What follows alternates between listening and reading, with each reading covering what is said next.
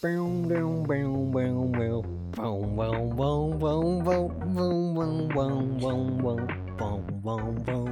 and welcome to another episode of the RedLaughRiot podcast. My name's Matt. My name's Ben, and I'm back with the meme sound effects. That's the only one I can do. Sorry. And I'm Michael. Michael's back. Yeah, so Again. this is my third time here. Third time. Once Third time again, lucky. It's a charm. Going to be talking about some movies today. Yeah, hell yeah. Again. Hell yeah, because we are. apparently that's all I can talk about. Yeah, basically. It's no, most- we it's had you on talking about Bus shelters. albums. Don't you remember? We did we did. We talked And about music musical. and we talked about bus Yeah, shelters. yeah. Yes. You can My talk. two other favorite Yeah, topics. yeah. It goes one movies, then it Yeah. goes music, then it goes bus shelters. Well, he does exclusively use public transportation and Yes. me. Yes. Yeah. Once again, we have to preface this by saying, sorry. We how long has it been? It's only been like 3 months or It's been something. 3 Yeah, months. it's only 3 months. I don't know, something like that. 3 months. I love how this podcast went from a weekly thing to like a monthly thing to It like happens. Just whenever the heck we can be bothered. yeah, Yeah. whenever we can be bothered, really. Yeah. Life Gets real busy, Life gets especially real up to busy. Christmas. Yeah, And my job, well, I now have a permanent job, so I feel more busy, even though I'm doing the same amount of work, but it feels more busy because it's a permanent thing. I don't know why.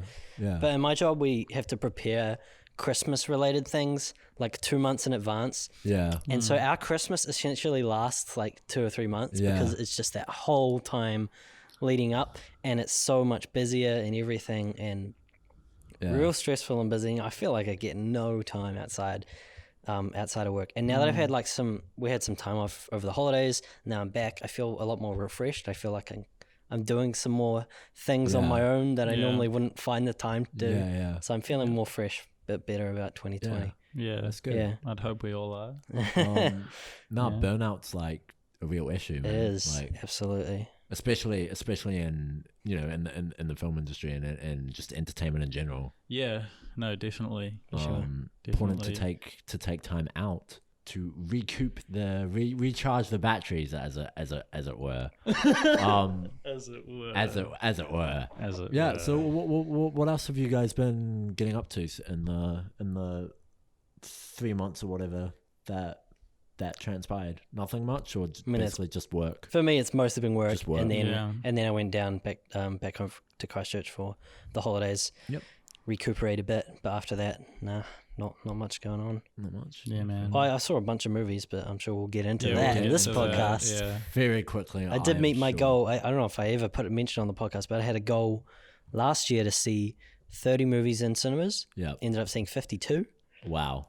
And I'm well on my way this year to potentially even surpassing that. So How many have you seen so far this year already? so far I've seen like 9 or something, a ridiculous and it's only like amount 3 weeks into the year. for a month. Yeah. Less than a month. Yeah.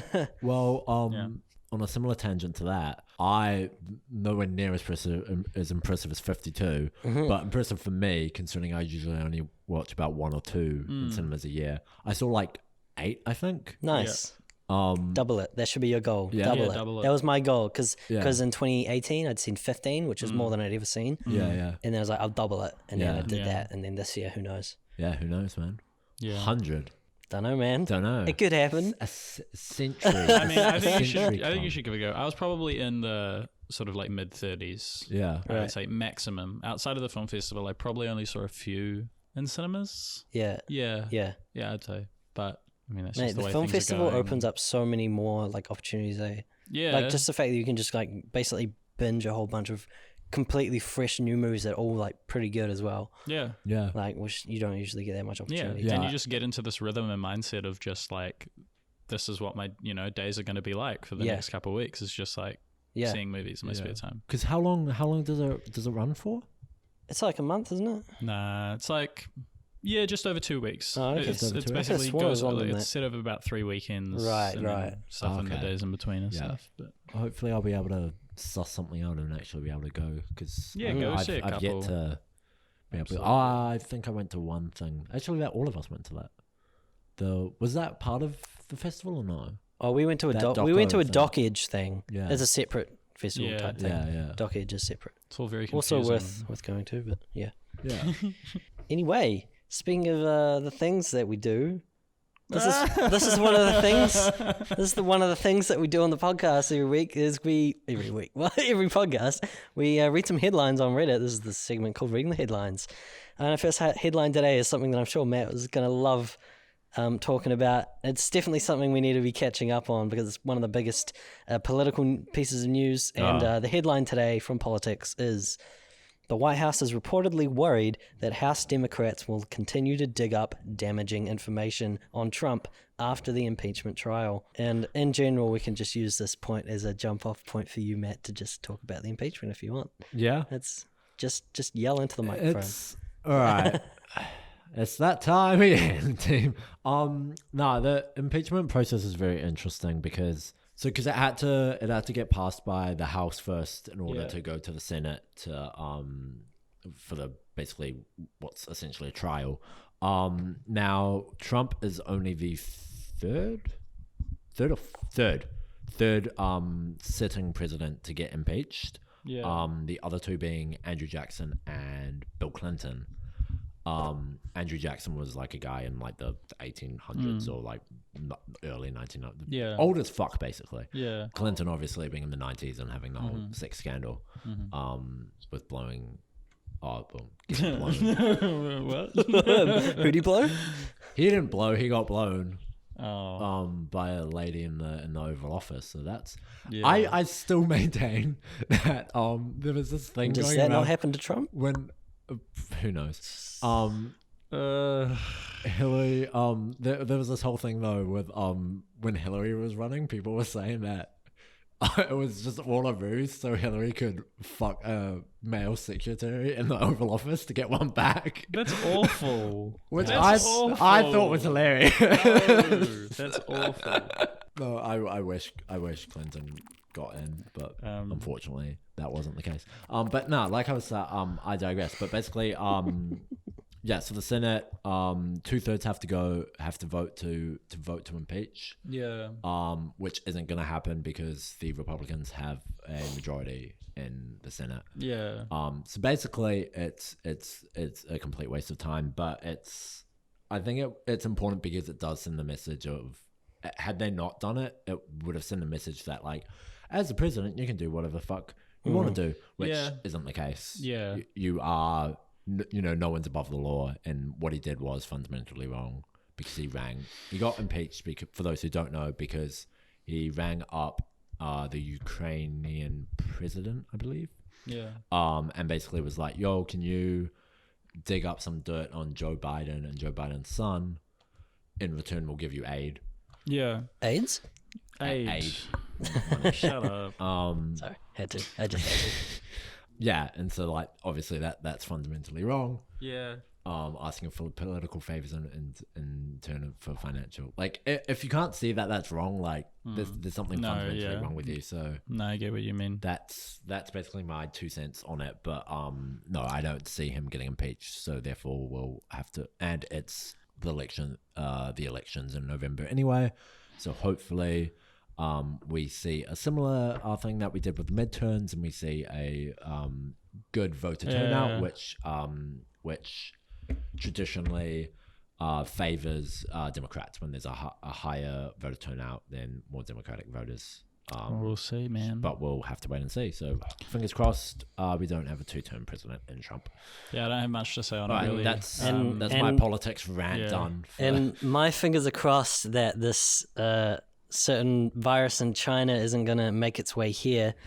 A man diagnosed with Wuhan coronavirus near Seattle is being treated largely by a robot. So obviously 2 quite interesting pieces of news here. Firstly, there's the whole virus in China, which I really don't even know that much about. Yeah. But it's essentially, if you've played Plague Inc., which we've probably talked about on this podcast before,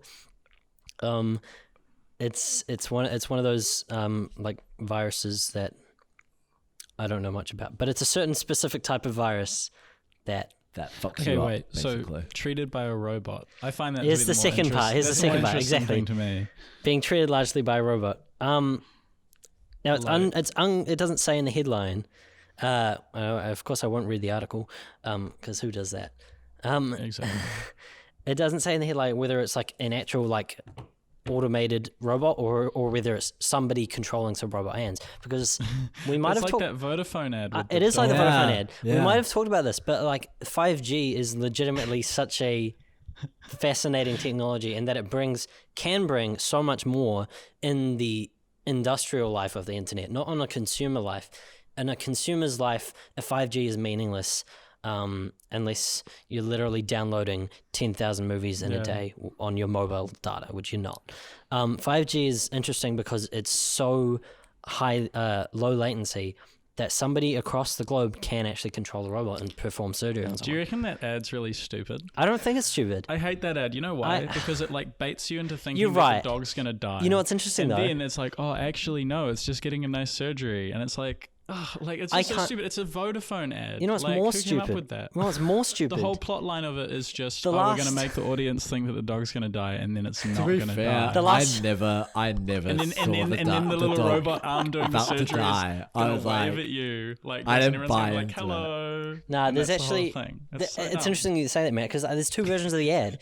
Last 5 times I've seen it, and I say 5 because I saw 5 movies last Sunday, and they played the same ad every time. Yes. Because they're sponsored by Vodafone or something. Yes. It was a shortened version where it actually it didn't bait you as much. No. You basically see the guy... The shorter version. Like, as soon as you see the dog going... like the air horn noise. No. Not... No, like... You know? Yes. And as soon as you see that, you see the guy with the glasses doing his robot thing. So it's actually a lot more obvious straight away. I almost wondered, I was like, did they just swap out the version because the other version made people too sad or something? Nah, because it seems like they sometimes play both, but they always play the shorter version right before the movie starts. Before that turn your phone off thing. Yeah. Of course, because it's... Oh, and you know what's dumb? The new turn your phone off thing from Vodafone has that guy from Hunt for the Wilder People, right? I don't know his name. The guy from that and he's in something else. Educators. Yeah, he's in Educators. He's the PE teacher in Educators. Yeah, great series. You should watch that. And he's one of the werewolves in What We Do in the Shadows. Yes. Anyway, he's doing this, like, I like the start of it where it's like he's like doing this like countdown thing where it's like he's meant to be in the part of a movie and then someone's cell phone rings and the surround sound, you're like, is that someone did it? Then he looks at the camera, he's like, not cool, man. But it's so dumb because he doesn't break character and he still has this really annoying American accent. And I wish he just broke character and put on the Kiwi accent that he has naturally. It would have sounded so much better. It would have been so much more effective as well. It would have gone from a 4 out of 10 to a 5 out of 10. Absolutely. Well, it would have gone from... Because at the moment, what it is for me is like a 2. The first half was like a 4 out of 10. Yes. But then it just falls flat when he doesn't break character. He just looks at you. No, yeah, I agree. Anyway. That's okay.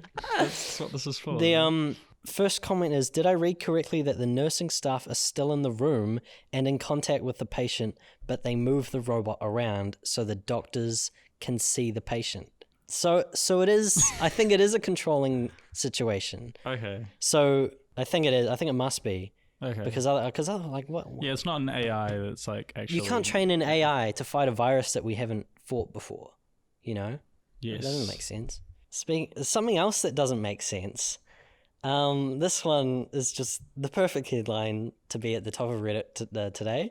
From Movies, Carey Mulligan suggests Oscar voters need to prove they've seen the movies. And this is something I've been saying. Well, I don't understand how you would prove this. Like, do you just have to buy a ticket? Because yes. You can't, but that doesn't make sense anymore because Netflix, has movies out and they send Oscar screeners out. Well, they shouldn't do that. They shouldn't be sending people DVDs to watch movies that have designed to be seen in a cinema. That's not true. No, that's not a good idea. You know why? Why not? Because if you do that, right, the only people who are going to go and see these movies are people who are going to these massive LA and New York premieres, and you're not going to get as diverse a field of voters. The whole point of screeners is that so as many people as possible in the Academy can see the movie. You can't limit that down. Well, they should give them free tickets then. Maybe maybe they should. But It'd also, be it's so like easy. it's also a so matter of easy. Yeah, but it's also just a matter of like time as well. Like it's much easier for these people, especially when they're like, these people have kind of a job to do. Like they have a lot of stuff to watch. Okay, so they're probably like often they're probably watching these movies at like 2 a.m. in the morning, like putting the screener in their laptop. Well, which is fine. It's a broken system. It's a completely broken system. I just don't get how they could prove that they've seen the movies. Ticket stubs. Nah. Do a test. Or- have a quiz. Yeah, have a quiz. Pop quiz. Have a quiz. I mean, maybe. I mean, but is there a specific issue or like reason as to why Carey Mulligan would think this? I don't even know who that is in particular. But it's just a thing that should happen. That's common sense. Is that not common sense? But then, okay, so to vote... Because there's all these awards, especially... Often it happens in the animated awards. Well, what if they've only seen some of the movies? Do they have to prove that they've seen every single movie that was submitted? No, I don't think so. But they have to... Have to have seen all the nominees? Yeah, they have to see all the nominees. In order to vote? Yeah. For any category? I reckon. Best Picture? Definitely for Best Picture. Okay. Yeah, I reckon for any... If those are the nominees... Do they vote for nominees and then vote for winners? Or do they just vote? They do. They do it separate. Right. Yeah, I believe so. That makes sense. Yeah, right? I'm pretty sure it's... Yeah, that makes sense. It's for nominees, it's whatever... Like, for example, the director's wing would vote for what they think should be nominated. Yes. And then for the... But I don't know about in terms of like nomination to then winning. I don't know. Yeah. Actually. I don't want to say something I don't know. Because a lot of people maybe haven't even seen any of the animated films. That's always happens, and they just give it to whatever film that their kid loves or whatever the Disney film is out this year. Yes, that's why Disney usually wins, and why they won't win this year. Why they didn't win last year because they're actually genuinely not doing as well, and people are starting to see sense finally, and or maybe their kids are just seeing better movies. I don't know what it is, but. I don't know. That'll be... Well, I mean, we'll get to that when we talk about animated feature, I guess. Absolutely. Which we're going to talk about because that's the segment... That's just what we're talking about today. It's Oscars week. It's Oscars time, team. This is... okay. Close. This is my favourite time of the year. It's Oscar probably season. mine too, to be honest. Christmas? Also because WrestleMania? Yeah. My birthday? Nah, that can piss off as well. New Year's? Nah, forget about it, mate. Oscars season. I love Oscars season. And the reason why is, right? I'll tell you why. Okay. All right. Sure. What I like doing is I like trying to predict stuff because I may or may not very much like gambling, and therefore it's basically gambling but without the money. So the TAB should open it up. So who did you predict? Did you predict Green Book would win Best Picture last year? No, I did. No. You did. I did. And I remember you predicted it a long time before me, but I got most of the credit. What do you mean most of the credit? On like, on that Facebook Social group? media. Yeah. Really? Yeah. What? Everyone's like, Michael did it. Are you serious? Yeah. Wow. But it was you. It was you. Well, that really shows, doesn't it? To be fair, though, I would like to bring up the fact that I counted the amount that I got right versus the amount that Ben got right last year. Oh yeah, I won. Of course, you got a lot so more. I'm 1-0. Yeah. Anyway, this is so frustrating. I just googled Oscar nominations 2020, and on the first page of Google, there is not the actual lists like on the Oscar website. Right. There is a Oscars short list on Oscars.org, and there's a news article about the nominations on the Oscar Go website. Right. But there is not an actual link to the actual list on the actual website. The first result is the Variety article. Then Maybe you should have pulled it up Times before and the everything. podcast started. No. You wouldn't have to complain about it. No, the reason is that I did try to pull it up, and then I found this disgusting spew, and I wanted to rant about it. That's okay. And now I'm gonna click page 2. I like that. And Well, see I if got it's I got spew. I got the nominations. I just front of me. I'm so mad. So first category Wait. is First category. Oh, you've got them? yeah, I've got them. Is Best Supporting Actress. Right, we'll start off with which I believe is the first award that they give out. I don't know. I guess so. I'm gonna say it is. Okay. Let's just assume I'm right. Okay. All right. Probably not, but that's okay. I'm gonna All scroll. right. So the nominees are Kathy Bates for Richard Jewell, Margot Robbie for Bombshell, Scarlett Johansson for Jojo Rabbit, Florence Pugh for Little Women, and Laura Dern for Marriage Story. Right. Well, what are we tipping, lads? Okay, so it's not the most inspired pool, is it? Yeah. Really? I agree with that notion. Well, firstly, we should talk about how many you've all seen. How many out of these ones? If you have or haven't seen. 3. I've seen 3 out of 5. So I've seen all of them except Richard Jewell. Okay, I've only seen I think 2 of the films. Right, interesting. So I have the most weight here. Do I? Yeah, Potentially. Almost influence. Yeah. I heard someone else saying the other day that Florence Pugh should have been nominated for Midsummer instead of Little Woman. You've seen Midsummer. Do you agree? Not that you've seen Little Woman, but...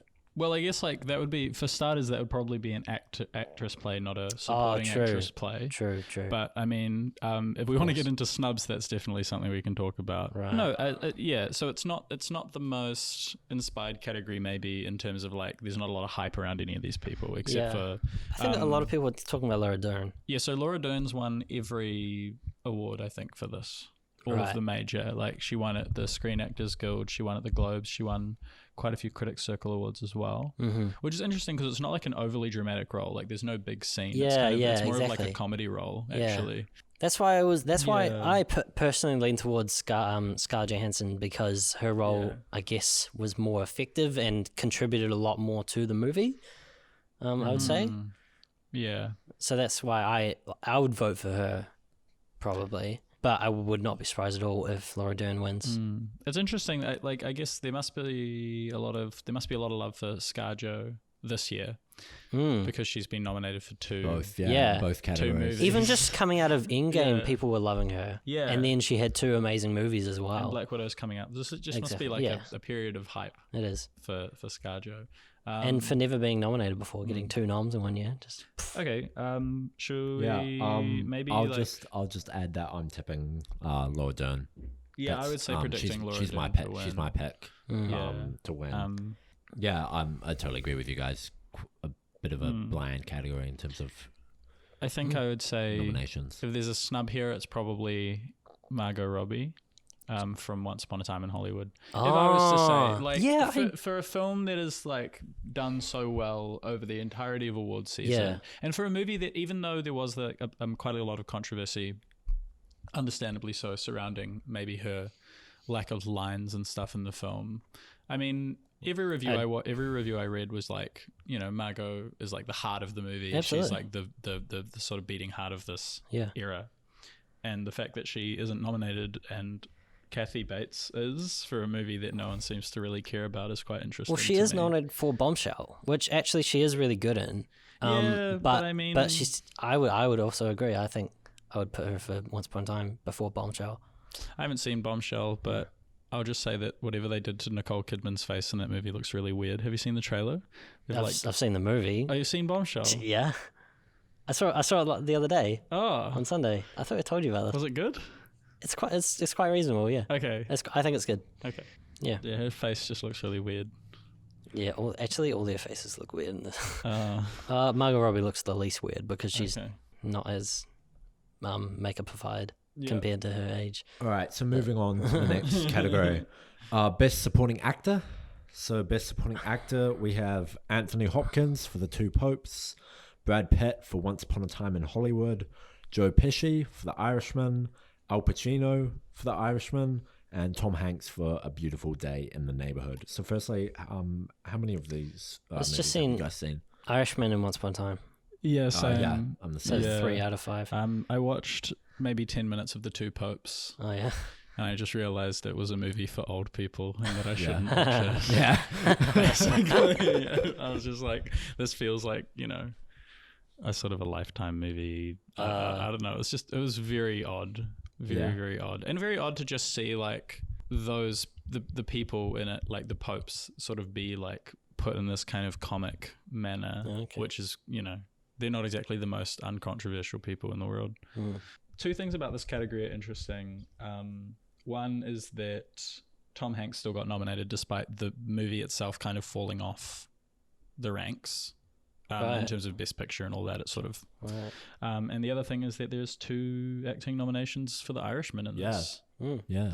That's kind of big. I mean, well, and I mean, it shows a lot the of stars of appreciation The for Irishman are like some of the greatest living actors. aren't Yeah, they? So, and it is, I guess, like, it's definitely an actor's film, and you can definitely see like a lot of the actors in Hollywood voting for them. But can we all say that this is Brad Pitt's to lose? I agree. Yeah. Yeah, I'm in the same boat. I don't know. Who's gonna win besides Mr. Pitt? I don't get the hype necessarily. Why? I'm not saying he's not going to win, but I think he's a should win and will win scenario. I haven't seen Beautiful Day, but from the trailer, it looks like a performance that people would definitely love. Yeah, but it's also just a standard, boring kind of typical Tom Hanks, happy-go-lucky, nice guy Tom Hanks performance. Yeah. That's why I would also say Joe Pesci. Mostly because Joe Pesci being in a movie at all was surprising, let alone him being as good as he was. Has Tom Hanks won an acting Oscar? He has, I believe. I'm sure he has, right? He might have won for Philadelphia. Yeah, maybe. I'm not sure. He won for Philadelphia. Yeah, I'm not sure. I don't know. It's would be my assumption. No, I reckon it's Pitt's to lose. Yeah. Yeah, I don't see Hanks winning it. Yeah. So you've seen The Irishman, have you? Yeah, I've seen The Irishman. Yeah. I think I totally agree that the fact that The Irishman even got 2 nods is pretty interesting. It was a similar situation to 3 Billboards the other couple of years back when I think both Sam Rockwell and Woody got nom. Yes. But I think they were predicting this anyway. Yeah. Just because it's, like some really big names and stuff like that. Yeah, I mean, it's just it's just such a stacked movie. He hasn't won an actor award since Forrest Gump. He won Philadelphia and Forrest Gump. Okay, so he's won 2. Okay, yeah. No, and that definitely then I think that more solidifies why would they give it to him a 3rd time? You know what I mean? Do you think that would hurt? No, they like wouldn't. Being an actor, getting an award 2 years in a row, and then still acting for 25 more years and not having any more awards? Surely, I would say no, because surely having like 2 would be like amazing in itself. Like some don't even get 1. I guess it depends on your perspective. I think Pitt, he's got awards for everything so far already, and I think it'll continue. I don't know. I think he's like done a really good job with that kind of like very understated character. In the film, and he like you really get drawn to him despite him kind of being a bit of a questionable person morally in the film. Oh, and that scene at the end when he's like high and he just like laughs in the face of that dude when he pulls out the gun or whatever. I love that so much. It's just really good. Like he just did a really good job the entire film, and you really warm to him, and he's like, I swear he must be on screen more than like Leo. Oh, he is. Right? Like, it's weird that he's even in supporting, but I mean, I understand why, but it's just, he almost like, he's the first thing I think about when I think about Once Upon a Time in Hollywood, not Leo. Right. And not even Margot, really. I think about, I think about Brad. No, that's fair. So I'm saying Pitt, you're saying Pitt. What are you saying? I reckon Pesci. Pesci? You think Pesci's going to get it, or you just think he should? I think he definitely should. But do you think he will? I think there's a reasonable chance. You think so? Not even Pacino? Nah. Okay. I reckon Pesci. Well, I think Pesci is more of a standout than Pacino. Okay. They're both good, but... Okay. All right. So moving on to Best Actress. So Best Actress... Whoa, we're doing some major categories. What about all the other little ones? Are we just skipping over those? No, we'll go down. We'll get around them. Okay. Don't worry. I'm sure Matt's figured this out. It's okay. Yeah. So I got this, guys. I got this. Yeah. So Best Actress, we've got Charlize Theron for Bombshell, Renee Zellweger for Judy, Safina Urvio for Harriet, ScarJo for Marriage Story, and Saoirse Ronan. So I see you looking at me for you have me Little Woman. Last podcast when I said Swaze Ronan. Swayze Ronan. I'm so sorry. What are your stepping thoughts? I've seen 3 out of 5 of these, and no question for me it's ScarJo. I've only seen Marriage Story out of these. Yikes, bro. You call yourself a film fan. Okay. Look, She did a fantastic job. I would pick her. I haven't seen these other films, but I would pick her.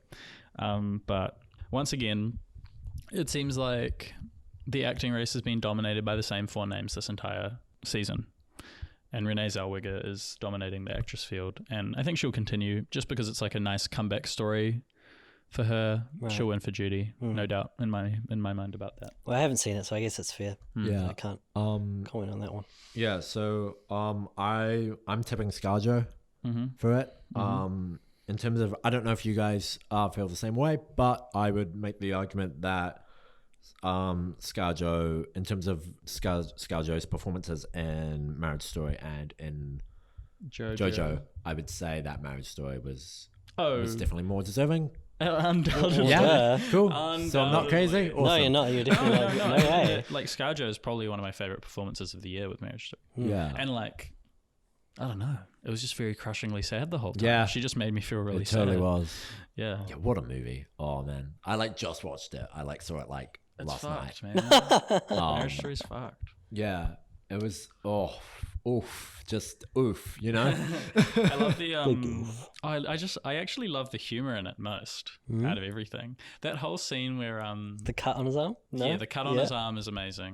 But I'm thinking of the scene where ScarJo's talking to her family and she's like trying to and they're trying to get him served basically. Yeah. She keeps like not noticing the envelope. Yeah. And then it's he's excellent, like, what's this? it? And she's like, you're served. Yeah. And then tosses the envelope around. Oh, it's so funny.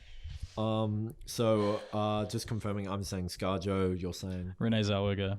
And what are you? ScarJo. Yeah. All right. Yeah. Okay. You guys will be wrong. You know that, eh? Well, it doesn't help that we haven't seen the movie, and I don't follow the Oscars race as much as you do. Okay. I like to watch the movies. Yeah. But you like to follow all the award circuits and everything, and so you know the most statistically most likely based on previous. I'm not awards. just talking about statistics though. I am talking about what I think the Academy will do. Okay, so I'm in a similar in terms of like how I look at things. I look at it a similar way to you. I look at who wins and I look at odds and stuff like that. Somewhat, yeah. I don't know. I was like, there's got to be one like slight upset. And you think ScarJo's, I think, the one that it may happen. It's probably the place to do it. Yeah, so that was sort of my reasoning. All right, best actor. We got Jonathan Pryce for the Two Popes. How did I flub to? Anyway, Adam Driver for Marriage Story. Antonio Banderas for Pain. Antonio Banderas for Pain and Glory. Joaquin Phoenix for Joker, and Leo for Once Upon a Time. I mean, Leo's already won, so he doesn't need to win. And again. he won't win for this. Nah. Well, it's Phoenix's to lose. Yeah. Yeah. Right? Yeah. It's Joker. Yeah. He's the fucking Joker. Yeah. I mean, that's what makes that movie. That movie is nothing without. I 100% agree. Phoenix. I was thinking the exact same thing the other day. And when I mean, if anyone doesn't think he's gonna win, they're joking. Yeah. It's also funny because that's phonetically how his name is also spelled. Joker.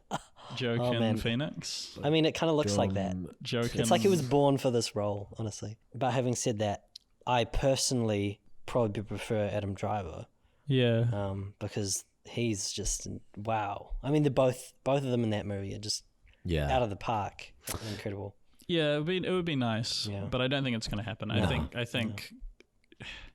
Yeah. I don't know. Joaquin's kind of like just steamrolling at this point, and like it's going to continue. The Academy, they really respect Joaquin. He gets nominated a lot for things, and this is kind of, I guess, his moment. Yeah. And to take that away from him and give it to Adam Driver, who is going to probably win eventually anyway. You know. Yeah. All right. So next, can I say where's the love for? I know he didn't campaign for it, but I'm really saddened that Robert Downey Jr. is not on this list because. Robert Downey Jr. Yeah, for Endgame. Like, genuinely, I'm not just joking. Yeah. His performance in that movie is the best he's ever been. And the achievement that obviously he's made, bringing all these movies together essentially, like, that's worth it, the nomination, if you ask me. But well, I mean, yeah. I mean, what about Robert De Niro? For The Irishman. Yeah. How sad is that? He didn't get nominated and his other two buddies did. Yeah. And and what the fuck is Jonathan Pryce doing here? I haven't seen the movie. It's a bad. I watched 10 minutes and I can confirm it's bad. Yeah. And I'm not going to watch the rest. Fair. Yeah.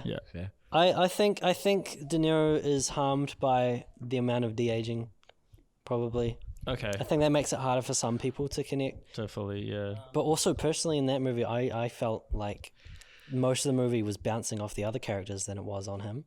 Yeah, he was kind of, I guess, just like I understand. someone for all of these events to go through. Yeah. Yeah. Maybe. All right. Yeah. So, yeah. Moving on. We next up we got Best Director.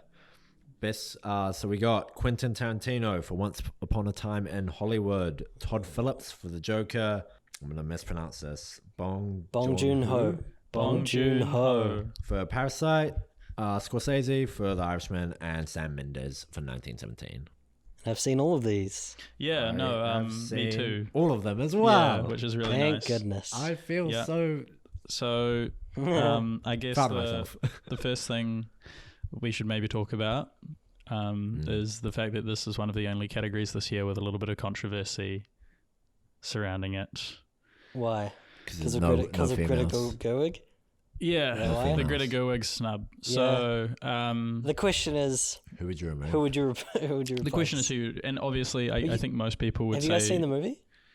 Little Woman. Yeah. Yeah. So Matt's seen it before you, Michael. Yeah, I know. I really want That to is a watch disgrace. it. But I mean, okay. So I guess you could say, okay, well, I mean, yeah. In that case, I guess a lot of people would say that Todd Phillips was the surprise, because a lot of people thought that the Academy would go for something with a bit more of a diverse. Yeah, I'd probably replace him as well. Yeah. That would be the film. I don't know. It's hard because like all of these movies are very over the top in terms of their direction, and they're all like, "Notice me, notice me, notice me." While with Greta Gerwig's, at least like you can sort of tell from the trailer that it's a bit more of an understated film directing wise, maybe. I mean, yeah, definitely not as much as some of these others, but Yeah. it's not quiet. In its direction. But I mean, I would have liked to have seen that nominated, just because it would be nice to have more women directors nominated. But, not just that. I think it does deserve to be on the list. Yeah. Yeah. Okay. In terms of what's here, this is probably one of the toughest races to predict. Yeah. Scorsese's kind of out. Todd Phillips is kind of out. I think. But Tarantino's won this before. Yeah. Sam Mendes just won at the Directors Guild Awards. Oh, did he? Just now. Yikes. Before. And Bong Joon-ho is. So I think it's easily Hollywood's hottest property now. I think it's easily between those two. You don't think Tarantino's got a big chance? I don't think so. I think if he does win that, he'll win Best Picture undoubtedly. But he has the ability to point a camera at feet. I mean, come on. I'm kidding. He can film some feet real nice. Tarantino hasn't won Best Director, Ever? right? No, I'm I pretty don't sure he think so. hasn't. Nah, he usually probably only not. gets the screenplay, I believe. Yeah. Right. Look, he just struck out. So Bad luck. could they give it to Tarantino as sort of a, because the Academy definitely does love doing a Career like their achievements. legacy. But it's not his last film. He's got one yeah. more film in the bag. So He's got one more in the bag. So- I don't they'll know. give it to him then. I think this is going to be a good forecaster for what ends up winning Yeah. Best Picture. But you can kind of see it going any of those three ways. I think Tarantino, you're right. That would be some kind of legacy pick. I think Sam Mendes could win it because. But I think it would be a was disservice to both Sam and Bong Joon-ho just to give it for the sake of a career achievement No, absolutely. award. But just talking about what they Because would their do. movies, Yeah. And Wow. Sam Mendes obviously both benefits from the one-shot of course. gimmick, which I believe won Alejandro Iñárritu. Did he win for Birdman? Probably. He won for The Revenant, which used a lot of those sort of like He long won for takes. he won for both. Yeah, well, they seem to really impress people. You know, that kind of gimmick But of the one take. I don't think it's just a gimmick. I think when it is well executed and it has a real reason for it, like in 1917, it's got a real reason. It's because it feels like you're in the war. Like that's a real feeling that is effectively used and it's well executed. I don't think it's just a gimmick. It's really... Sorry, I guess gimmick was the wrong word. Right. I think it definitely works and it's cool. I'm just saying they will definitely gravitate towards that because it's something that really impresses people. And as for Bong Joon-ho, here's hoping. Let's hope that he wins because it's easily the best movie of the year. So what I reckon, right, is you've got Tarantino basically as a career pick. Here's a question in regards to Mendes. Does the fact that he won back for American Beauty, because for his debut, does that hurt him or help him? I don't think it matters too much. I don't think it would matter. I think Mendes is one of those directors who isn't really defined by his filmography because he's kind of jumped around a lot. Like he's done Bond and things like that. I think there's not going to be any talk about, oh, he's already won or anything like that. I think. Especially if it's that long ago. Yeah. Like if he won last year, it'd be a different question probably. Yeah. But I think I don't think it's going to be a worry at all. Yeah. Personally. So who we tipping? I'm going to tip Sam Mendes, but I'm hoping I'm crossing my fingers for Bong Joon-ho for Parasite. I'm the same, really. Yeah. I'm the same. Cool. Yeah. I mean, he's just like Sam Mendes. He's won too many of those now. He's won a lot of them. Right. Those directing awards. And it'll just keep going. I don't know what won next. Shall I go? Yeah. What? I'll lead the way. Film editing. We have Ford v Ferrari, and the second person's name is cut off, but it says Michael McCusker and ... Andrew Buckland. And Andrew Buckland. There we go. And then next is sorry, it just flashed away for a second. The Irishman, Thelma Schumacher, Jojo Rabbit, Tom Eagles, New Zealand editor, Joker, Jeff Grath, and Parasite, Yang Jinmo. Wait a second. Oh, Jojo Rabbit got nominated for Best Editing and not Once Upon a Time in Hollywood. Yeah. Well, because Once Upon a Time in Hollywood has all those awful jump cuts in it. But I mean, like, it's a well-edited film. Like, it's a really well-edited film. I'm just surprised. Like, fucking really? Jojo Rabbit, really, you know? I just don't see much there for that. To be honest, yeah. Okay, to talk about the editing here, I would say it's probably going to go to either The Irishman or Parasite. Thelma is probably the most well-known editor in the world because of, collaborating with Scorsese for so long. Right. It's definitely a film where you could talk a lot about the editing. And I don't know, but I would like to hope for Parasite, but I think I'm gonna go big and tip Parasite for this. Yeah. For me, yeah. Yeah. I feel somewhat similarly. I mean, I think there's a bit of both, but I think Parasite has some really effective editing. Whereas Irishman, I can't think off the top of my head particular moments that I loved as much as I did in Parasite. Okay. But cool. Then again, it was a while ago that I saw it, whereas I saw Parasite again in January or something. So what would you have to say, Matthew? All right, so my one is going to come out really of left field here, and I reckon you guys are going to be like, what the fuck are you on about? But also, I would also like to preface this by saying I'm the least qualified one That's okay. to talk about Bring it. But Bring it.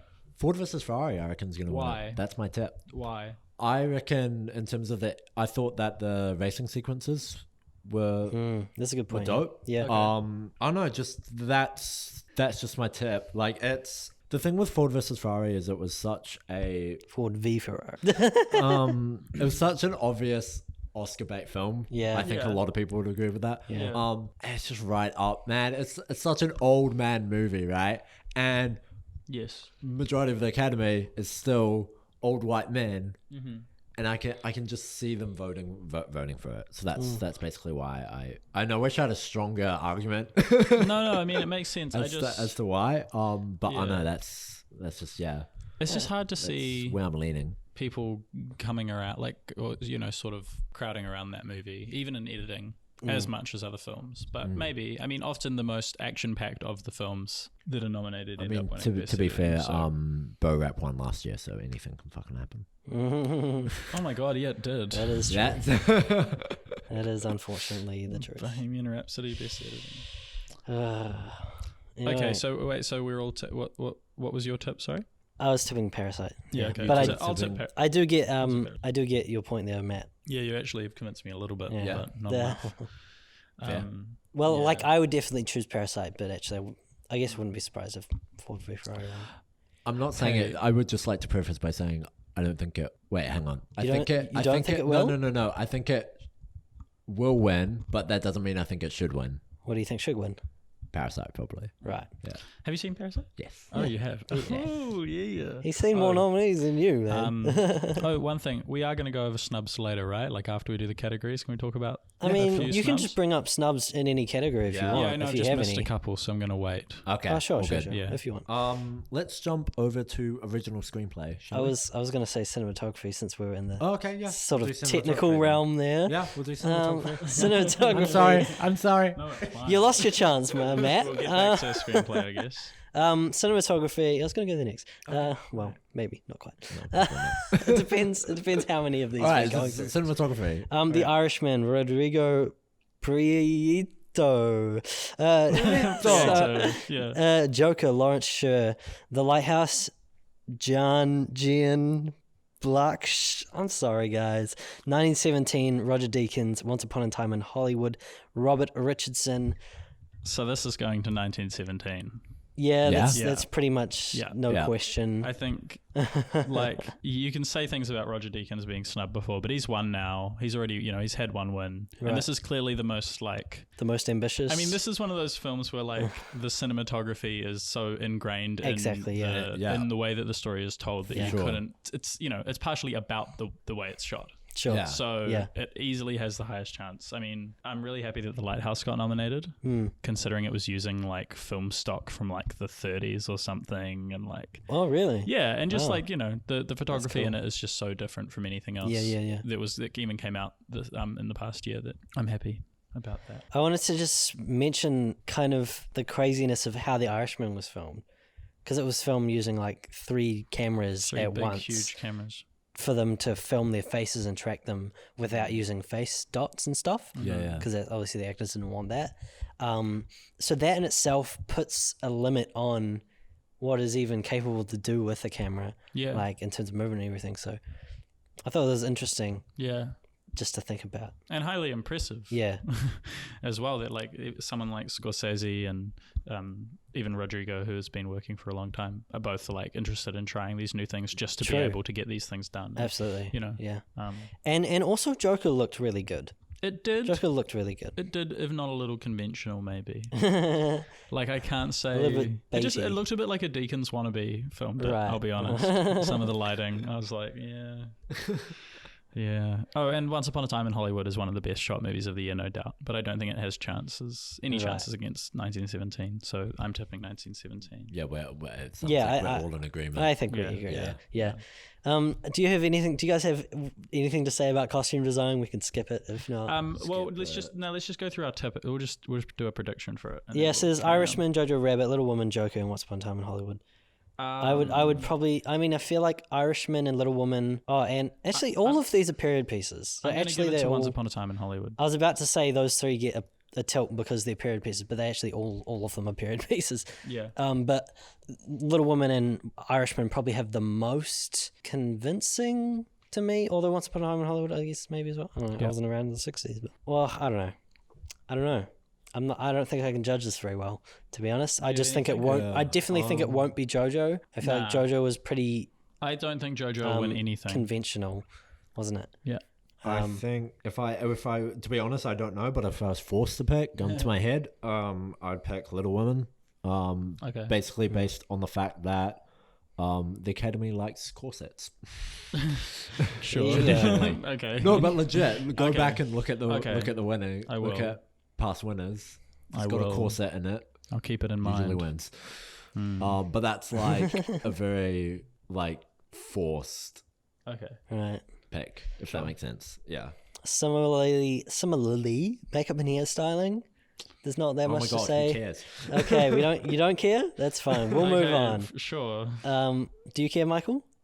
My prediction for it would have been Joker. Anyway, but because Joker. I mean, there's not much else to say there. Yeah. All right, where are you, screenplay?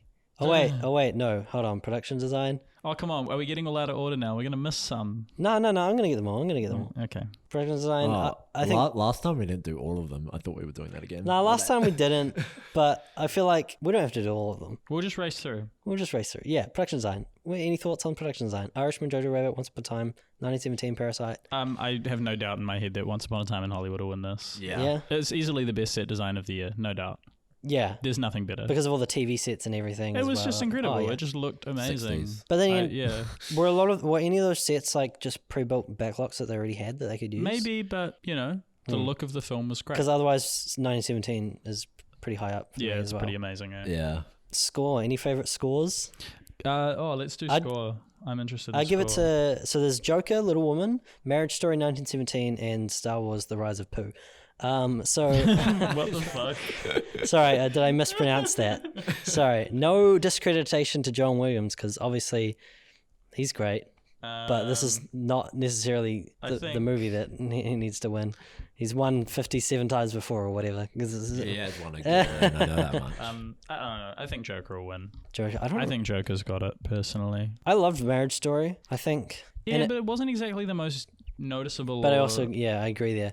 But I don't know. I noticed it during the movie, and I remember thinking during the movie, this sounds like Randy Newman, and then in the credits, it's like, oh, it's Randy Newman. Oh, that's nice. That's quite cool. I think Joker's the most noticeable pick. If that makes sense. You know and what I it's mean? Like won the one some that you stuff already. notice. Although you might be jumping over 1917 there, where I feel like the score was pretty driving in that, wasn't it? Yeah, I just don't think so.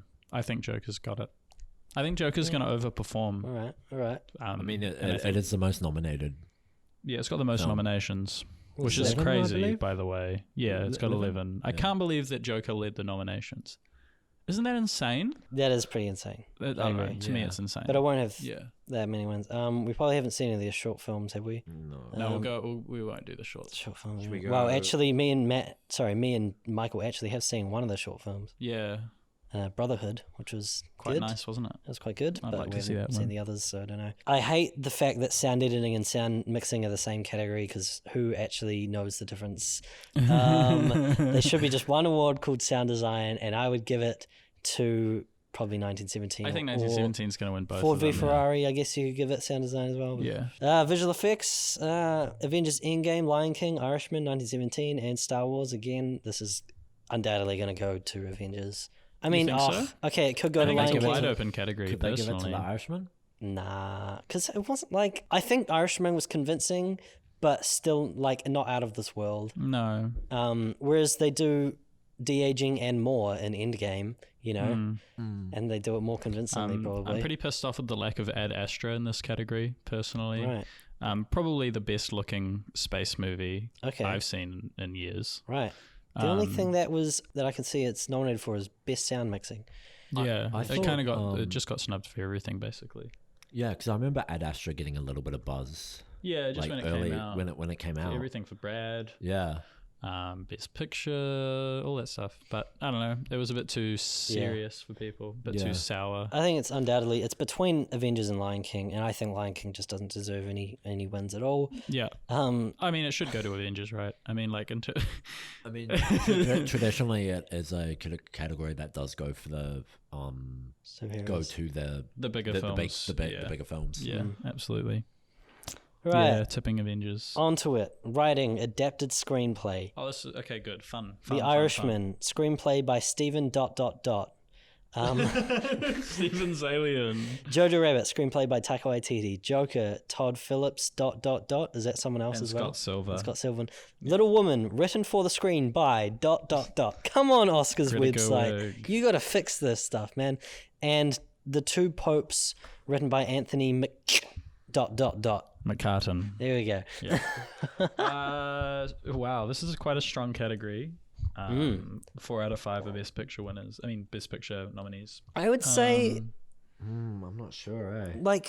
like most of these are based on books, except for Joker, which is based on not any one thing. It's based on the general idea of this comic book character. As well, it's adapted screenplay. It is adapted, to be fair. I know, but it's not. It's not adapted off a single story, right? Right. Okay. Okay, No, yeah. it isn't. It's just an adapted character. Yeah. right? Yeah. No. Where it's kind of, it's slightly different. It almost doesn't quite fit the mold. It's quite strange, yeah. I don't think it'll win anyway. I don't see this going to anything except The Irishman.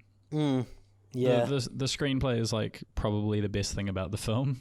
Like if you're just looking at like Yeah, you're right. the sweep and the scope of it. Yeah. Having said that, the fact that Little Woman was so different than the other versions in the book in terms of the way it told its story. I think that's quite clever, and I think maybe they'd give it some points just for that and for being as successful. Could they also give it a sort of a diversity thing in terms of giving it to a woman, in terms of to try and quell some of the controversy redirecting? Maybe. I don't know. I would feel like if I was Greta Gerwig and I didn't even get nominated for directing, but then got one for writing, like I would feel like, I don't know, I would feel like it didn't make that much sense. Yeah. Like it was a bit of a like, I guess you're just trying to make up for it, you know?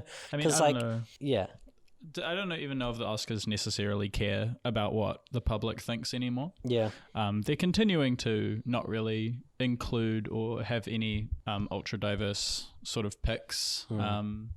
So there's going to be a controversy all the time, but I really don't think the Academy cares or is willing to change or do anything about it, unfortunately. Well, one day they'll all be dead, and there'll be some youngsters in the chairs that will have more sense. They will care, hopefully. exactly. Yeah. Hopefully. But for now, praying for that plague to hit the Academy members only. I'm kidding.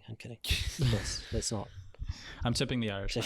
Absolutely. Tipping the Irishman? Yeah, I'll go for that as well. I'm not sure, Yeah, I don't know. If Joker wins this category, it'll win Best Picture. Oh, no. That's what I have to say. But let's move on to some even more well-written films. For original screenplay, we have Rian Johnson's Knives Out, Noah Baumbach's Marriage Story, Quentin Tarantino's Once Upon a Time in Hollywood, Sam Mendes ... Who else wrote that? Christy Wilson Cairns. 1917. And Bong Joon-ho for Parasite. Yeah. I think what a group of films for these starters. are all incredible. Yeah, like crazy. I think Knives Out personally is probably my favorite from here in terms of the screenplay. It's very fun. It's very different to what you'd expect would happen in a whodunit kind of movie, and I think it's very smartly written. And that's definitely the highlight of that film is definitely the writing for sure. Like the best part of that film is the writing. Yeah, it's the whole way that the story unfolds itself, you know, which is yeah. It's a very interesting take on the whodunit. Very interesting. Absolutely. Yeah. It's also the only nomination for Knives Out. Unfortunately, very snubbed on for the most part. This is a really tough one. I don't think Parasite will get it. As much as I think it should get it, because I think it might be like the smartest screenplay I've seen in years. That's also it might be my favorite screenplay since I don't even know Social Network or something. You know, in terms of just like a movie that every single sort of puzzle piece that it brings out sort of starts to fit together. Yeah, absolutely. And just the way that the movie's you're almost turning me and changes. making me realize that every time I think about Parasite, I forget how fantastic it is. Yeah. And then you talk about it, and then I saw it again 6 months later after I first seen it. I was like, oh my God, this is just incredible. It is. So you're right. The screenplay for Parasite is out of this world. It's just, it's nuts. Yeah, either of those two, I think, should win.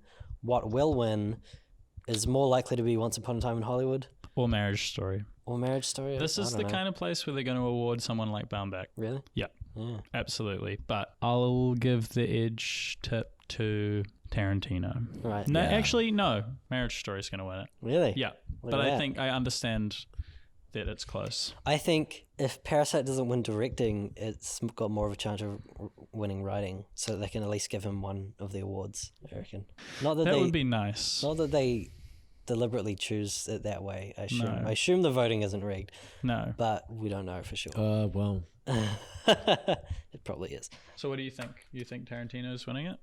Yeah, I'd give it to Tarantino. Yeah, that's fair. He always wins how many screenplay Oscars has he won? He's won a couple. He's definitely been nominated for pretty much all of them. That's my favorite part about all his films is usually the dialogue. Yeah, he's a master at that. I think he's a master at at that, and that's one of my favorite parts of that film. Like just that scene with him talking to that girl outside the fake tavern or whatever it was. Like scenes like that are just like they make that movie, you know. Yeah. What it is. International feature film. Parasite. That's all we need to say. Yeah.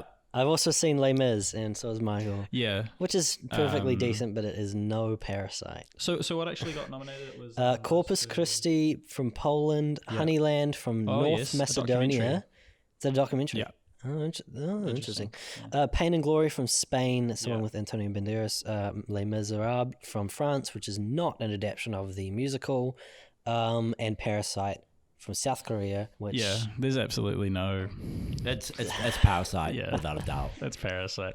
Although Les Mis was a really nice film, though. It was. It was a very good film. Yeah. I will say this. If Parasite manages... Okay, if Parasite doesn't win for foreign picture, then it would potentially then win for picture. Why? That doesn't make sense. It doesn't make any sense. Tell me how that makes surely. sense. How can you be the best international feature? Yeah. How can you not be the best international feature? Because surely surely feature. they'd split it. No. Well, that just doesn't make any logical sense. That didn't happen with Roma, and it won't happen with Parasite. I mean, Roma didn't win Best Picture. Yeah. No, but it won. But it won. Yeah, but it got We're talking nominated. about if it won Best Picture and didn't win international, which makes no sense. No, realistically, it'll definitely win international feature. Yeah. There's not even. Yeah, but surely they'd give it to.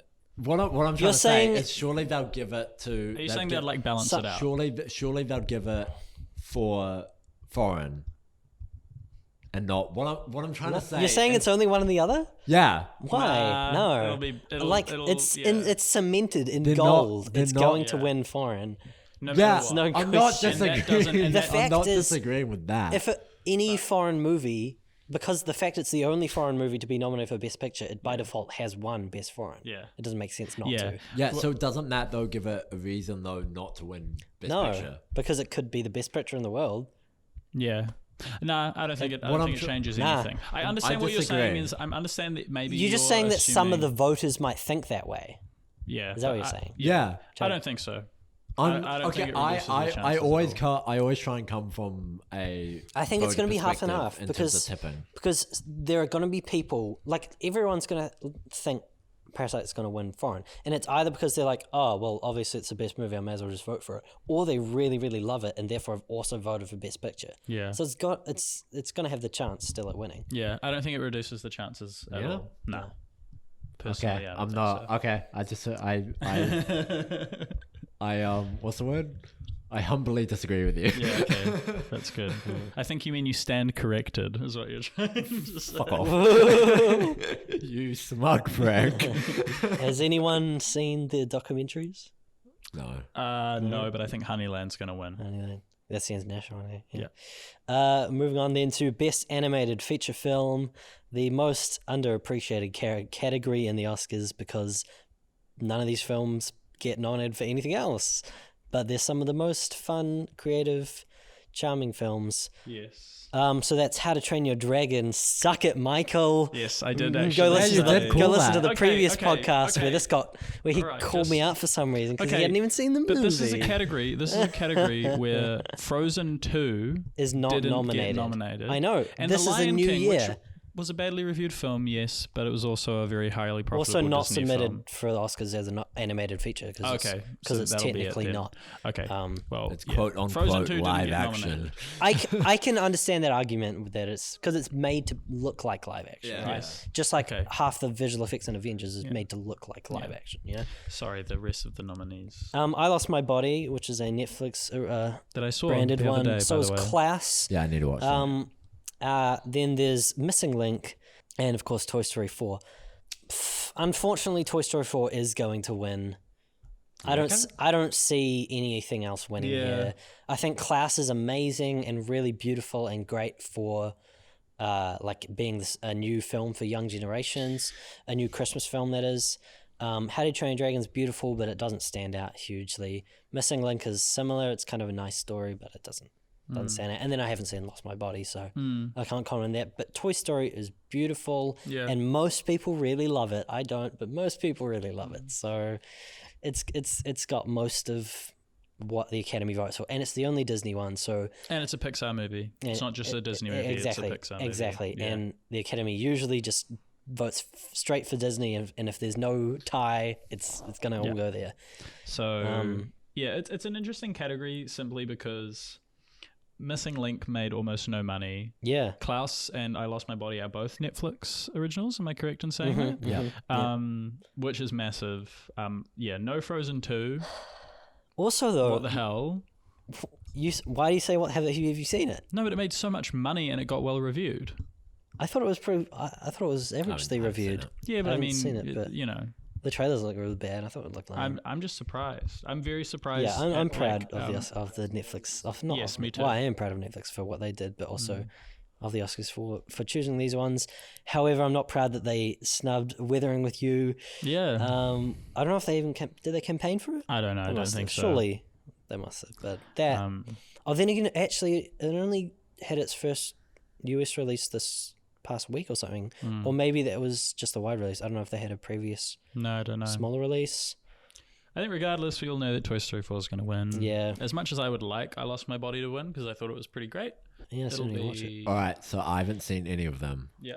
And I'm coming again. Wait, you haven't seen Toy Story? No, I haven't I seen haven't any seen of them. Toy Story. Oh, I know you haven't. Of course you haven't. I haven't seen any of the nods.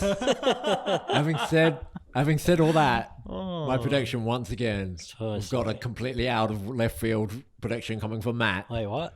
I'm picking Missing Link to win. Why? Only because Why would you only ever because do it didn't that? win Golden It won Globes. Golden Globe. That's the only reason why. No, that's not. No, That was a lucky pick. that's not going to happen again. I think the Golden Globe, that was a hilarious vote on the Golden Globes because Disney didn't submit Lion King and they still nominated it because out of spite for saying it is an animated film because it pretty much is. And I love that. And then they I love that so much. and then they gave it to Missing Link as a middle finger to Disney, I think. And You reckon? And to say that the industry needs more of those movies because they do. It's yeah. one of the rare ones where it's like a fresh kind of story. It's from Leica. And Leica's doing some amazing work. So yeah, I think it deserves to be up there. And that brings us to the top of the top. Are we not going with best song? Are we skipping best song? Oh, best song? Yeah. Oh, did I miss that? I'm kidding. We can just go straight to that. I don't okay. like best song. Best song sucks. I don't remember anything that stood out. Elton John's song's gonna win. Yeah, the Oh, Rocket yeah. Man song will win. Yeah. That's the only thing that Rocket Man was nominated for. That's a snub. Thank God. Taron No, Egerton. I'm kidding. Yeah, I don't know. It was a crowded, like, best I actor's suppose probably the most a crowded lot of field them this Probably year. too similar to Borat with Rami. But he didn't. But a better version of the same. Yeah, exactly. No, and the direction. no, I actually, agree. the I direction. agree. I'd also go for the direction in But I think Rocket that Man may as well. be. I think that may But be. you're right, it's a very some of- stacked some of the year this year. reasonings. Anyway, Best Picture. The first year ever that I've actually seen all the Best Picture nominees and before they were even announced. So I'm pretty proud. Ford v Ferrari, The Irishman, Jojo Rabbit somehow, Joker, Little Woman, Yes. Marriage Story 1917, Once Upon a Time in Hollywood, and Parasite. And I don't say somehow because I don't like the film, but because... There were many other films that maybe were more deserving. Yeah, and I think Taika has a weird influence on America for some reason. They seem to really love him, and I think this is his worst movie. Yeah. Not that I don't like it, I still like it a reasonable amount. Yeah, But that's fair. But it doesn't stand out for me amongst his filmography, especially his performance in the movie, which I hate. Yeah. But anyway, any more thoughts on the rest of these? Beautiful movies, mostly. So Well, surely what should win would be Parasite. Yeah. Yeah. Yeah. Okay. Let's We start all- the conversation by saying Parasite is the deserving winner of Best Picture. Absolutely. It just won't fucking win. And if if our blind optimism comes true, that would be really nice. Yeah. But yeah, it's a long shot. It's a longer shot than I think a lot of people think. Speaking of long shots, I think 1917 is going to win most likely. That's your pick. That's a good. 1917. That was a good segue. No, That was a good. Yeah, that was really good. Yeah, no, I do. I had to interrupt you and take It's like it. it's getting better than what I think about. I do agree. 1917 is probably my pick. The only other film I could see potentially, once again I'll bring it up, is Once Upon a Time in Hollywood as a legacy pick for because I don't even know about that. because he's Tarantino's never won Best Picture as a note to give, and the Academy do like doing that, giving sort of like a thing as being like, you should have won this like X years ago, but we're giving it to you now. So sort of deal. what I'm hoping for is anything to win, and I'm sorry, it's a great movie, it is, but I'm really hoping that anything except Once Upon a Time in Hollywood wins, because it's the most obvious potential pick. Yeah. And 1917 as well. Like, you would rather Joker wins? Yes. Really? Yes. Okay, Once Upon a Time in Hollywood is like in my top 5 of the year now. You would I've rather seen it a couple Jojo Rabbit times. I love wins it. than Once Upon a Time in Hollywood? I would probably... Yes, because it would be really funny if Jojo Rabbit won. If Jojo Rabbit won, I would laugh. If Joker won, I would laugh. If Ford v Ferrari... Imagine if Ford v Ferrari won. I would piss myself if Ford versus Ferrari okay, won. the only underdog that would actually be nice would be Little Women, but I don't think that's going to happen. So we're going to say Marriage Story. That'd be nice. Marriage Story is really... I don't know what happened with that film. It's a great movie, but it lost so much buzz so quick, and now it's like, okay, it's Laura bloody Dern, Twitter. Bloody Yeah. Twitter. probably. Sorry, I can't do a good David But, Tennant impression there, but imagine him saying bloody Twitter. Yeah, but yeah.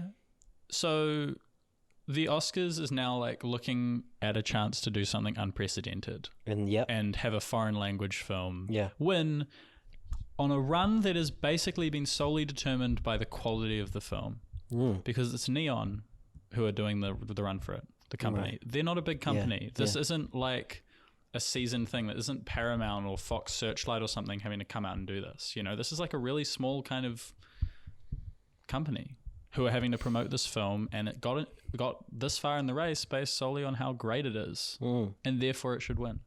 Yeah, absolutely. You know, But it won't. yeah. Well, Just to be that guy. I wouldn't actually be shocked if it did win. I would. I will yeah. I will add that if it does win, I would gladly take the L, if that makes sense. You know what I mean? Yeah, like I wouldn't be upset about I taking hope that it L. wins. I hope it Absolutely, wins. But it's everyone probably does. about third in the odds right now. Right.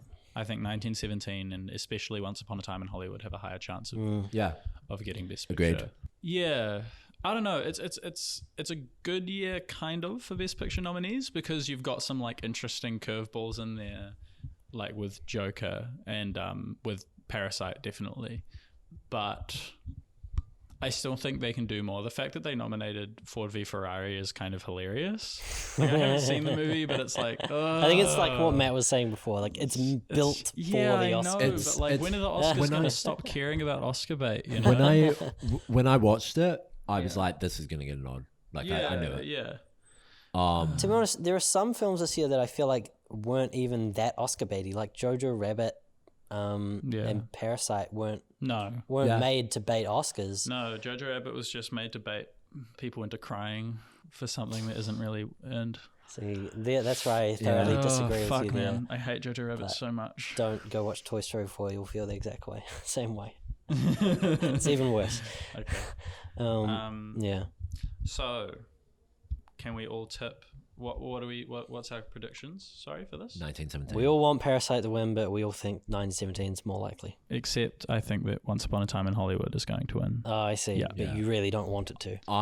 Well, I mean, it's just it would just be a bit boring. Wouldn't it be? It would just be a bit boring. You don't think it's going to be moderately controversial for Once Upon a Time in Hollywood to win?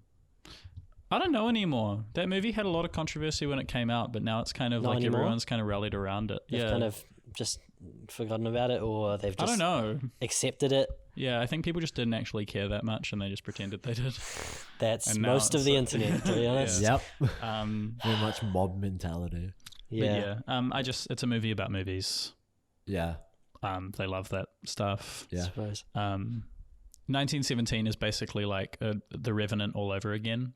In terms of a movie that's getting a lot of directing nods, a lot of technical nods, and you know, people are really impressed by it, and that's why it's winning in a lot of these cases. But I don't think it can pull that together at the Academy. The Academy usually goes for something a bit more, well, just a bit softer, and just something with a bit more acting power behind it. Yeah. And I would say Once Upon a Time in Hollywood Well, has Once Upon a Time in Hollywood basically has all of the check marks that make a Best Picture winner. Well, And it'll speaking of happen again. acting power, Parasite has some of the best acting power. They And just didn't none get of the nominated for them. nominations. Song 'cause Kang it's Ho not did white. not get Yes, no, it's true. It's because it's a foreign language Yeah. film. No, Which is part of it. Obviously, you've got Antonio Banderas for Pain and Glory and Best Actor, but that's kind of a different story. It was He's a- heavy campaigning, And he's also a famous, well-known Yeah, he's a actor very in famous American person. movies anyway. So yes. Actually, no. But yeah, Song Kang Ho, big snub. Okay, Now, to make a bit of a complaint at the Oscars this year, who have decided to completely snub Uncut Gems from any and all nominations for the entire sweep of the categories. Yeah. Which really sucks because Adam Sandler is probably my favorite performance of the year, maybe. Yeah. I haven't seen it, so. It's, okay, Well, so, yeah. You're admitting on podcast that I torrented this movie. That you just torrented this movie. Yes, I did. Because it's not possible to have seen it legally. I downloaded Uncut Gems.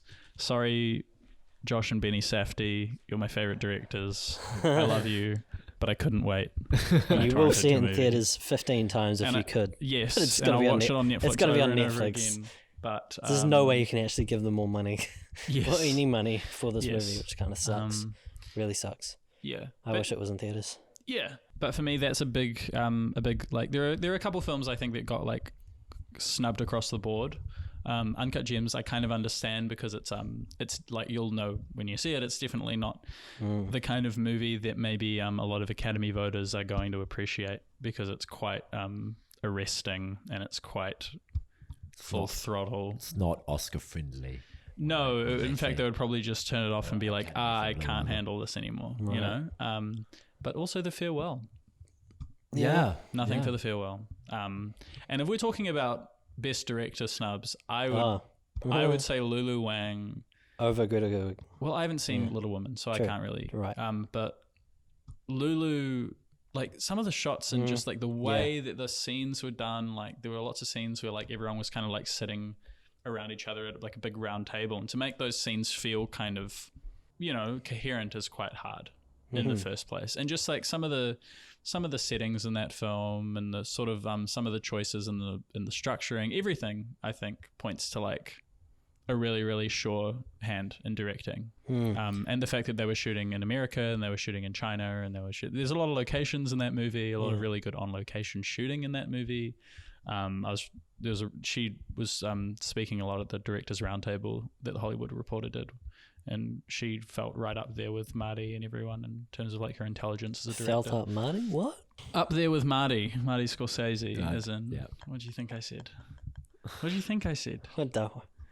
Yeah, fucking. I can't miss an opportunity to make a dumb joke. I'm sorry. Okay. Well, yeah, Uncut Gems and The Farewell are probably my two saddest moments in terms of snubs. I think this year just suffers really badly because they've been pushing the Oscars further and further forward, but not giving any more time for people to get their votes in. Yeah, because the Oscars used to be in like March and now it's in February. Yeah, first week of February. But I don't mind because it just means that award season can be over. I agree with that. I can stop thinking about it. I agree with that, but I think like what we were talking about earlier with that headline, like people just don't see all the movies that they could possibly see. No, it's not fair enough. And Dan Murrell from Screen Junkie suggested that he thinks they should move to a jury system where instead of having as many people as possible watch most of the movies or as many of the movies as they can, which leads to a kind of a bit of a bell curve on the actual movies that have been seen, therefore they get the most votes, that a jury system should be selected where specific people, either through volunteering or are chosen, or they go through a process obviously to be vetted to be a jury member, watch every movie that is submitted.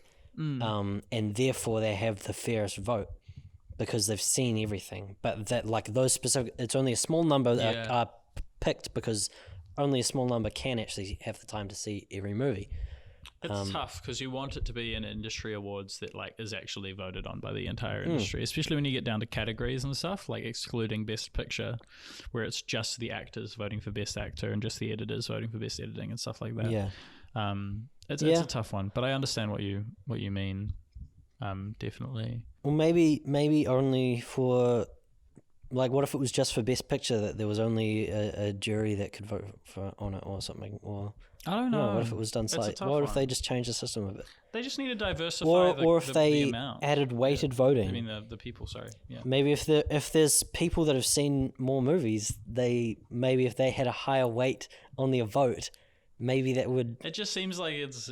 I have an alternative idea. more so for the diversity complaint. What if they cycled out the voters? What do you mean? So like each year, like say it's like 100 people for example, right? Say there's 100 voters.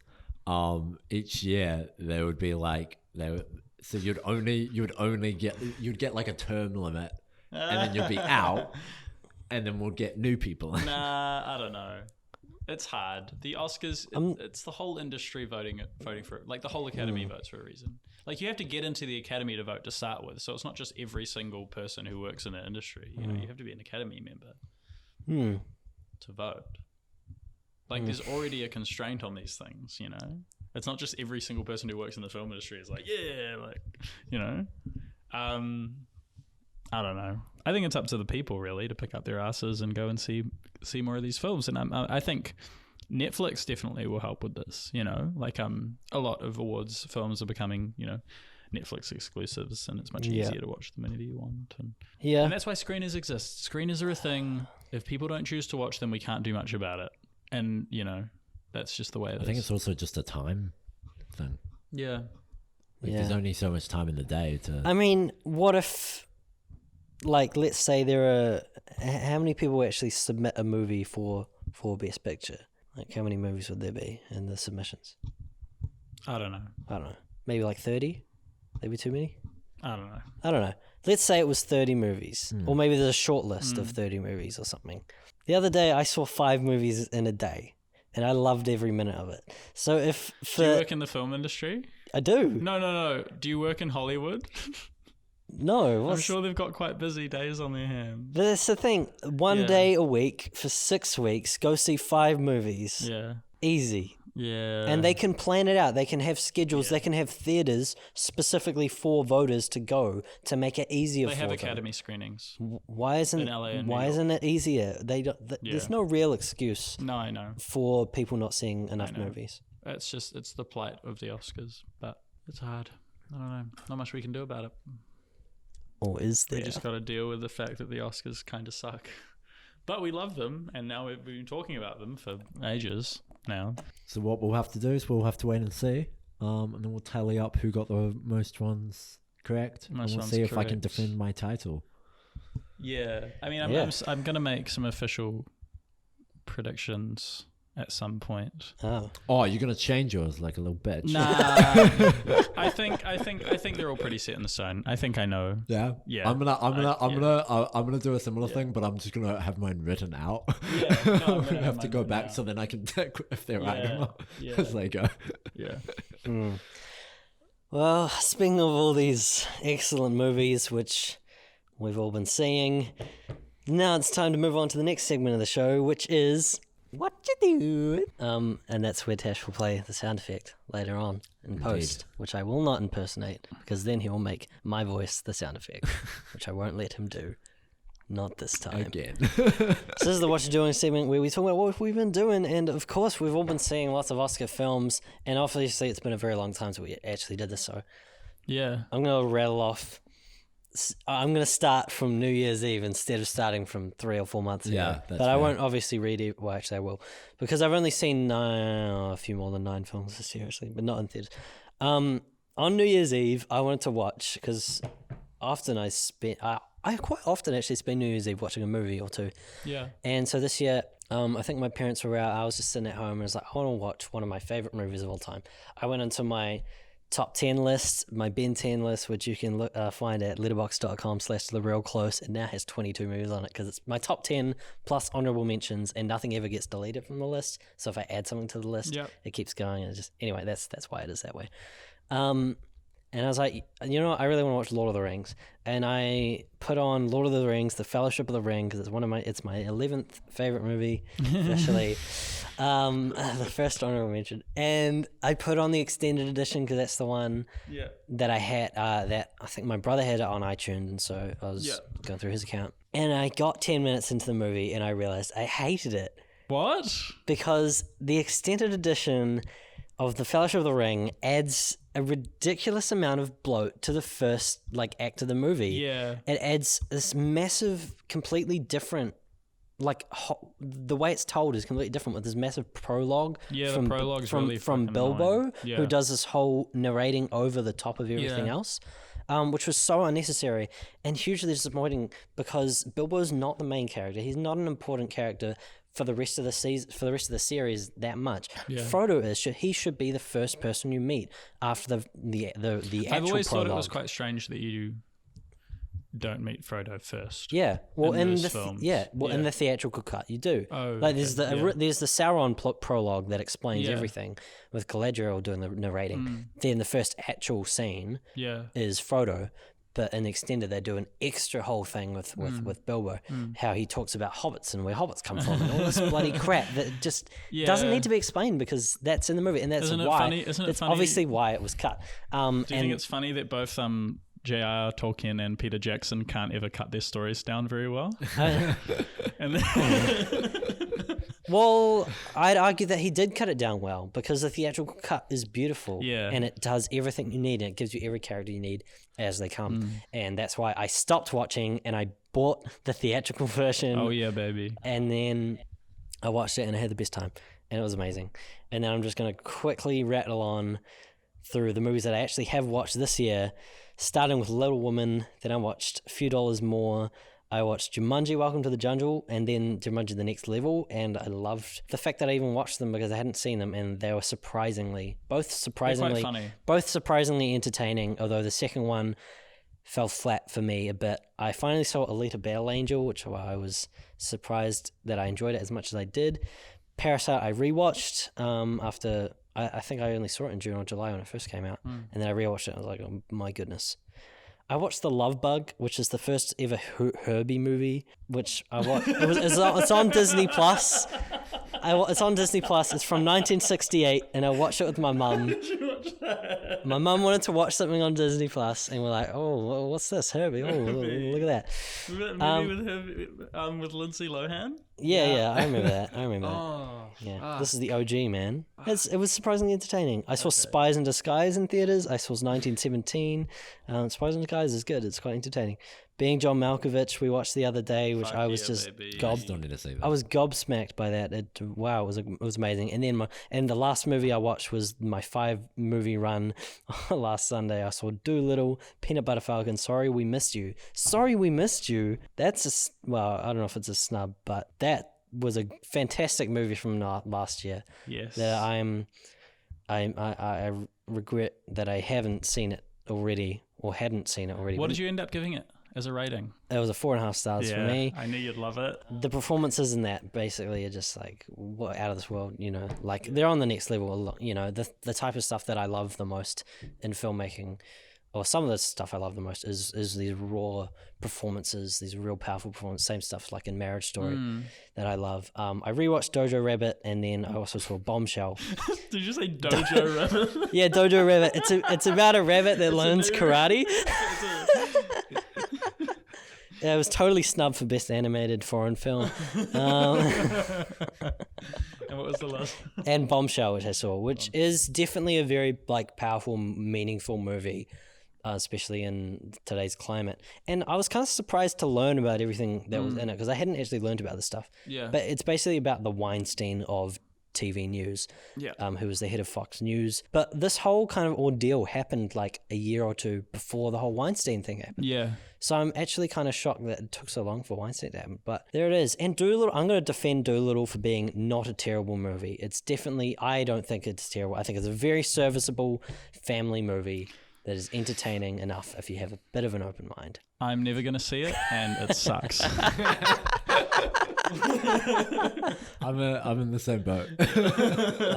Of course you Sorry are. It's Roll Down Jr. I gotta see it. Yeah. Also, I've been rewatching Arrested Development, the original seasons. I just finished rewatching, which is something I've talked about on this podcast before, but it's such a great show. Those first 3 seasons, just out of this world. Pretty much finished The Good Place. There's one more episode to go. I'm not dissatisfied with where they've taken it. I'm just dissatisfied with how they've taken it, where they've taken it personally. And then BoJack Horseman's about to finish next week, and I'm very pumped for that. So that's my number 1, what I'm going to be doing, plus Uncut Gems, which also comes out on the same day. So I'm very excited for that. Would you like to go, Matt? Yeah, And then sure. I'll go. So I've already talked about Oscar movies that I've seen. That's sort of the last movies that I've seen. So I'll just switch over to TV series. So recently I saw season 6 of Brooklyn Nine-Nine because it finally came to Netflix. Yeah. Oh, yeah. So I watched that. Really enjoyed Seen it. it before me now. I think I've seen like 3 or 4 episodes. I'll Yeah. get there eventually. I really enjoyed it. Brooklyn Nine-Nine is just a really entertaining, comedy show. Does what it does and does it well. Oh, season 2 of Sex Ed. Cool. On Netflix, which I also really liked. I preferred season 1 to season 2. A little bit of a sophomore slump, but that's very, very common. But yeah, and that's not to say that season 2 was particularly bad. It just wasn't as good as season 1. Yeah, really enjoyed it. Well made comedy, which with some parts where dramatically it just hits real hard. There's a scene where they're the girls are sitting on the bus, which is hits hard. Similar thing to what Ben was saying about Bombshell, sort of important social commentary. Okay. And then the other thing that I've been doing lately is, and I've actually done this in the last week, is I've been listening to an album, a full album, each day. Every day? Yeah, every And day this week. Something you haven't heard before? Yeah. That's And good. Just That's entirely cool. new That's really albums good. because I was annoyed at myself because I had succumbed to listening to singles all the time. Anyway, so Okay. I'm Very proud. I'm so proud quickly- of you, Matt. Yeah, You're finally not listening on YouTube? yeah, I'm on Spotify, mate. Nice. And premium, obviously. Otherwise, you'd have to shuffle it. Yeah, nice. So, Yeah. so Monday I listened to Circles by Mac Miller. Cool. I'm not going to talk about what I thought of them. I'm just going to say what I listened to. Live at Carnegie Hall by Ryan Adams. Planet Rock by Africa Bombasta. So Tuesday to Sunday, I'll mention that these were part of a book that I have that's 100 albums that you should have on vinyl. Cool. So I'm basically slowly making my way through that, Cool. deciding if I should get it on vinyl or not by listening to the full album first. So I'll just preface that.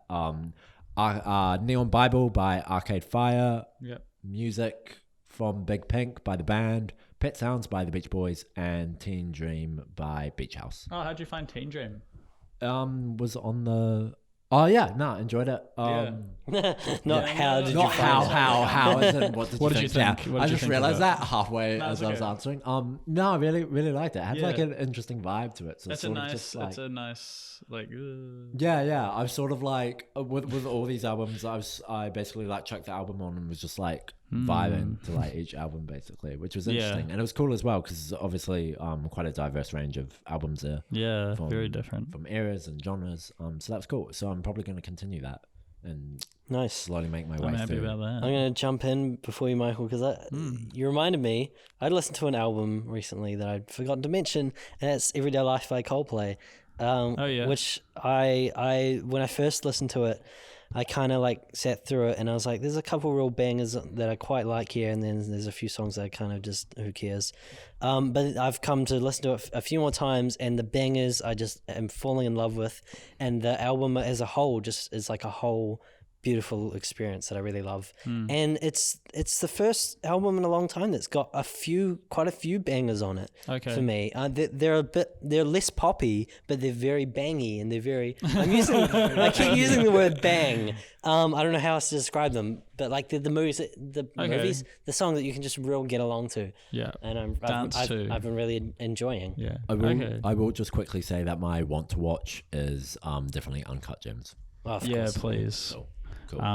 That's all. I'm done. Okay, what have I been doing? Probably the biggest thing would be Fleabag.